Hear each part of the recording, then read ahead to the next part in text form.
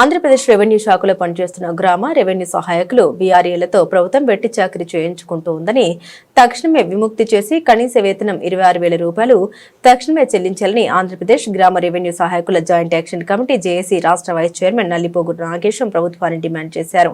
మంగళవారం ఉదయం విజయవాడ నగరం మంగళగిరిలోని సీసీఎల్ఏ చీఫ్ కమిషనర్ కార్యాలయం మెయిన్ గేట్ వద్ద రాష్ట్రంలోని 26 జిల్లాల నుండి పెద్ద సంఖ్యలో తరలివచ్చిన వీఆర్ఏలు బైఠాయించి ఎన్ పెద్దన్న అధ్యక్షతన మహాధర్నా కార్యక్రమం నిర్వహించారు. ఈ సందర్భంగా ఆయన మాట్లాడారు. రెవెన్యూ వ్యవస్థ ఆనాటి బ్రిటిష్ కాలంలో మొదలై దశాబ్దాలు గడిచి శతాబ్దంకు దగ్గరవుతున్నా కూడా వీఆర్ఏల కుటుంబంలో సంక్షేమం అభివృద్ధి కరువై అర్థాకలతో అలమటిస్తూ ఆకలి బాధ విలే తాండవం చేస్తుందని పార్ట్ టైం పేరుతో పూర్తి కాలం పని చేయించుకుంటూ టైం స్కేల్ ఇవ్వకుండా వీఆర్ఏల శ్రమను ప్రభుత్వం దోచుకుంటూ ఉందని ఆయన ఆరోపించారు.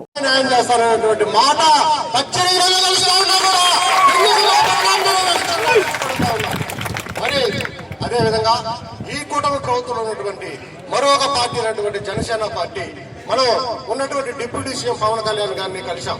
ఆ రోజు నాదెళ్ల మనోహర్ గారిని గౌరవ మంత్రి గారిని కలిశాం. మీ సమస్యలను తప్పకుండా పరిష్కరిస్తానని చెప్పి వారి యొక్క జనసేన పార్టీ యొక్క మేనిఫెస్టోలో కూడా పెట్టుకున్నారు. ఎన్నికల్లో మరి వాళ్ళు లబ్ధి పొందారు, మనందరితోనూ ఓట్లు వేయించుకున్నారు. ఇవాళ కూటమి ప్రభుత్వం మన ఉద్యోగుల ఆకాంక్ష మేరకు ఏర్పడినటువంటి కూటమి ప్రభుత్వం మరి ఉద్యోగుల సమస్యల పైన మరి ఎందుకు స్పందించడం అని చెప్పి ఆశిస్తా ఉన్నాం. మనం మరి నిన్నగాక మనం ఈ యొక్క జనసేన పార్టీ నాయకులైనటువంటి మంత్రి గారు గౌరవ మంత్రి గారు మన మనోహర్ సార్ గారిని కలిస్తే ఆయన మీ యొక్క సమస్యల పైన వీఆర్ఏ జేఏసీగా మీరు ఏర్పడినందుకు మీ అందరూ కూడా అభినందనలు.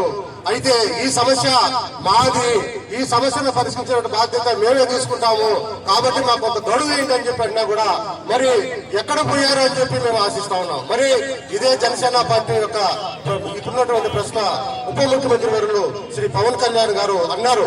మరి పేదల సంక్షేమం కోసం, ఉద్యోగుల సంక్షేమం కోసం ఎక్కడా రాజీ పడద్దని చెప్పి నిన్నగాక మొన్న కూడా మీడియాలో వచ్చినటువంటి పరిస్థితి.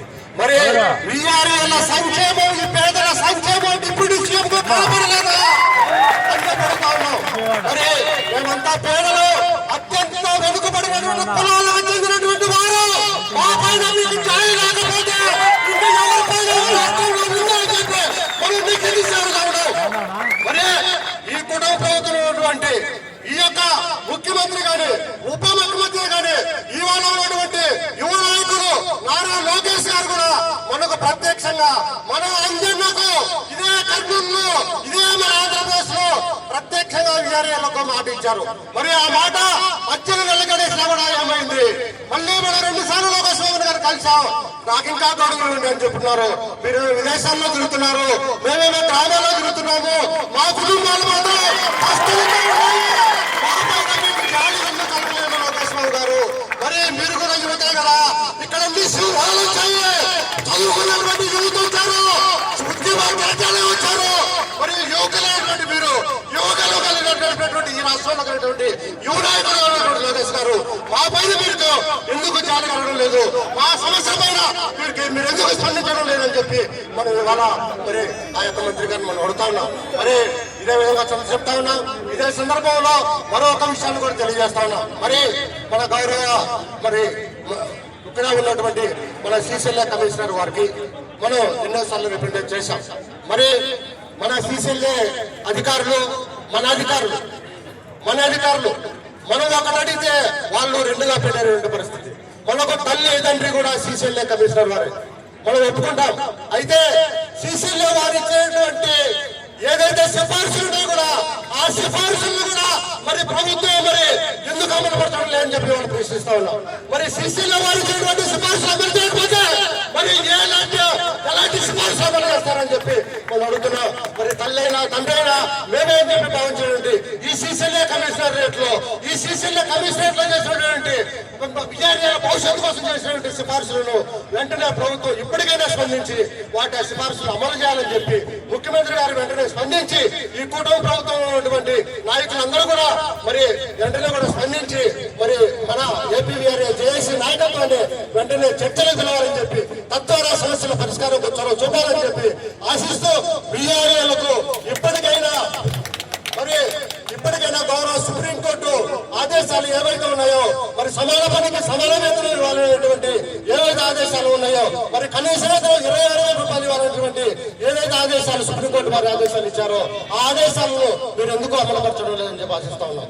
అన్ని రాష్ట్రాల్లో కూడా మరి వీఆర్ఏలకు పే స్కేల్ అమలవుతా ఉంది. మన దక్షిణ భారతదేశంలోనే మీరు ఒకసారి భావించండి, మరి ఆంధ్రప్రదేశ్ లో ఎందుకు చేయడం లేదు? మరి పక్కనే ఉన్నటువంటి తెలంగాణ రాష్ట్రంలో వీఆర్ఏలకు పే స్కేల్ చేస్తున్నారు. నామినేట్ వేయడం వల్ల ఉందని రెగ్యులర్ చేశారు, అదేవిధంగా ప్రమోషన్ ఇచ్చారు. మరి మన ఆంధ్రప్రదేశ్ లో పట్టినటువంటి గతి 8 సంవత్సరాలుగా మనం ఎన్నో పడ్డాం.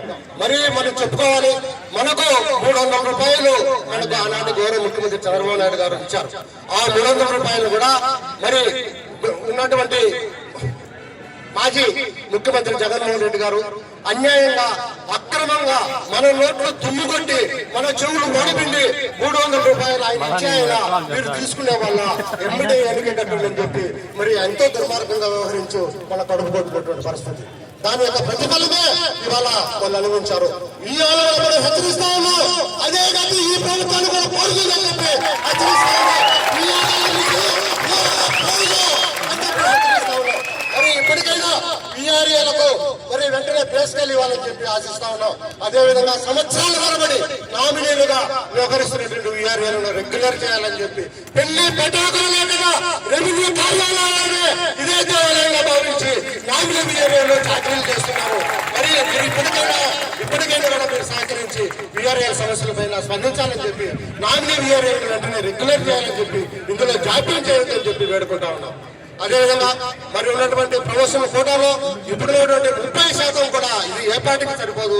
మీరు 100కి రూపాయలు ఇచ్చే మాకు సంతోషమే, కానీ మీకు అంత మనసు లేదు కాబట్టి మాకు మేమే చెప్తున్నాము, మీరు కనీసం 30% నుంచి 70%కు ప్రమోషన్స్ ఇవ్వాలని చెప్పి ప్రమోషన్ కోటాలు పెంచాలని చెప్పి తద్వారా మా కుటుంబాలలో మీరు వెలుగు నింపాలని చెప్పి ఆశిస్తా ఉన్నాం. మరి భవిష్యత్తులో జరిగేటువంటి ఏపీ వీఆర్ఏ జేఏసీ యొక్క ఉద్యమాలకు మీరందరూ కూడా బాధ్యతగా నిలవాలని చెప్పి ఆశిస్తూ, మరీ ముఖ్యంగా నాకు అనారోగ్య సమస్యల్లో ఉన్నప్పుడు మీరు ప్రత్యేకంగా కూడా నాకు అందరూ సహాయం చేసి మీ ఆదరణ నాకు చూపారు. నాకు ఆరోగ్యం బాగుండాలని చెప్పి నేను ప్రాణంగా బతికిరావాలని చెప్పి మీరందరూ చర్చికి వెళ్ళారు, మీరందరూ కూడా చాలా మంది మసీదులకు వెళ్ళారు, చాలా మంది గుడులకు వెళ్ళారు. మీ అందరూ కూడా మీకు సేవ చేసుకుంటూ మీరు తీర్చుకుంటారని చెప్పి ఆశిస్తూ